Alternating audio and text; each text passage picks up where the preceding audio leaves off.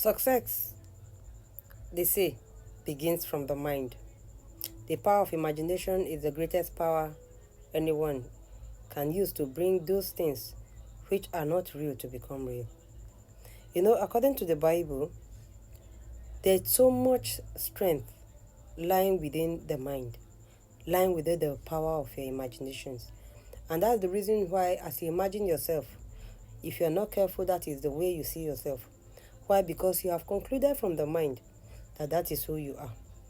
There's one thing we must know. We have a choice as to how we think, and there's no limit on how we can use our God-given imaginations. It's a choice on how you think about yourself. It's a choice on how you think about situations. It's a choice on how you accept situations. It's a choice on how you let go of situations. It's a choice on how you react to situations. Most of the time, the things that happen around us is not even the challenges, but the reactions we have towards those challenges. What have you imagined in your head? What have you imagined in your mind? Have you imagined that this situation can bring you down? Have you imagined that this situation will not take you anywhere? Have you imagined also that you can come out of this situation and things can get better? The power of imagination is the power of seed planting. Someone might not understand this aspect. Yes, I said the power of seed planting. Whatever you sow, that is what the Bible says you will reap. If you sow negativity in your imagination, the only product you can produce is negativity. It's things that will not exalt you, things that will not help you, things that will not glory in you, things that will never make you better.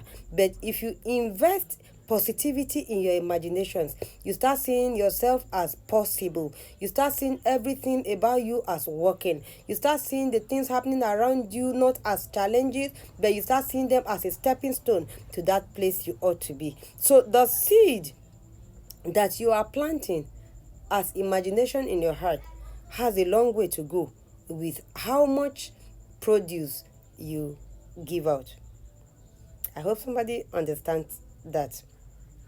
There's one thing a lot of people don't understand. There's one thing a lot of people don't know.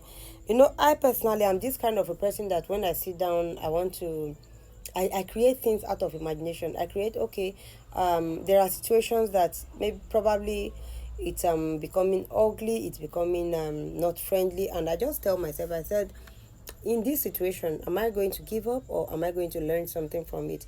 And most of the times I stay fast and I think. You see, a lot of people, there's a difference between you trying to think or brood on a matter and you trying to actually think about solution. One thing I do in the face of challenges is for me to sit down and find a way out. Instead of me to sit down to start lamenting, oh, why would this thing be? Why is it not? Why this was supposed to be and this was not supposed to be? Only God can tell what's supposed to be and what not supposed to be. And it's also your choice to accept what is and what is supposed to be. So what I do is I sit down and start thinking, what is the way out? Okay, let me take, for instance, the general thing that everyone experience, like maybe being broke, you don't have to use right now, and you just sit down and be lamenting, what kind of a country is this? What kind of a country is that? I always tell people, use the people in your life. Some people are there positioned to be your helpers.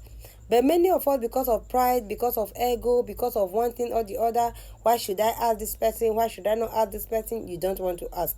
I will always tell you, use the people in your life. If you have the such challenges, think very well. Probably try and create something in your head. Who are the people in my life? In this matter or this the issue that is before me, who are the people that I can also get involved in this?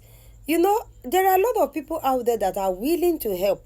There are a lot of people out there that are ready to give that helping hand.